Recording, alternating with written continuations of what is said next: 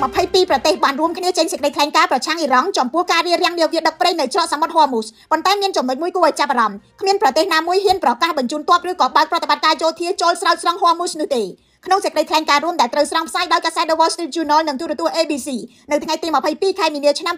2026ប្រទេសទាំង22មិនបានបញ្ជាក់ពីសកម្មភាពជាក់លាក់ដែលពួកគេអាចធ្វើដើម្បីទប់ទល់នឹងអ៊ីរ៉ង់ឡើយក្នុងចំណោមប្រទេសទាំងនោះមានទាំងអង់គ្លេសបារាំងអាល្លឺម៉ង់ជប៉ុនកាណាដានិងអូស្ត្រាលីនេះមិនមែនជាការខ្វះកម្លាំងទេក៏ប៉ុន្តែជាការខ្វះជម្រើសច្រកសមុទ្រហ័រមូសជាចំណុចភ្ជាប់ថាមពលជាមួយនឹងសេដ្ឋកិច្ចពិភពលោកប្រហែល 20% នៃប្រេងនិងឧស្ម័នត្រូវឆ្លងកាត់ទីនេះនោះមានន័យថាប្រសិនបើមានការប៉ះទង្គិចធ្ងន់ធ្ងរជាងនេះតម្លៃប្រេងនិងឧស្ម័ននឹងឡើងគំហុកភ្លាមហើយផលប៉ះពាល់នឹងរីករាលដាលទៅដល់ប្រទេសទាំងអស់តែម្ដងនេះហើយជាមូលហេតុដែល22ប្រទេសជ្រើសរើសនិយាយខ្លាំងតែមិនធ្វើអ្វីនិយាយឲ្យចំពិភពលោកពេលនេះកំពុងស្ថិតនៅក្នុងស្ថានភាពមួយដែលគ្រប់គ្នាដឹងថាមានបញ្ហាក៏ប៉ុន្តែគ្មាននរណាចង់លូកដៃដោះស្រាយឲ្យជ្រៅជាងនេះឡើយហើយអ៊ីរ៉ង់ក៏ដឹងច្បាស់ពីចំណុចខ្សោយនេះដែរម្ល៉េះហើយអ៊ីរ៉ង់យកហ័រមូសជាឧបករណ៍បង្កសម្ពាធដើម្បីជំរុញឲ្យអាមេរិកនិងអ៊ីស្រាអែលដកថយពីការវាយប្រហារហើយដំណើរគ្នានោះក៏ចង់សាកល្បងដែនកំណត់របស់សម្ព័ន្ធមិត្តធំៗរបស់អាមេរិកដែរនោះមានន័យថាស្ថានភាពនៅហ័រមូសពេលនេះអាចក្លាយទៅជាការសាកល្បងអំណាចរវាងអ៊ីរ៉ង់និងពិភពលោកទាំងមូលខណៈដែលប្រជាជនរាប់រយលាននាក់នៅក្នុងពិភពលោកកំពុងរងផលប៉ះពាល់ដោយសារតែប្រេងនិងឧស្ម័នឡើងថ្លៃយ៉ាងលឿន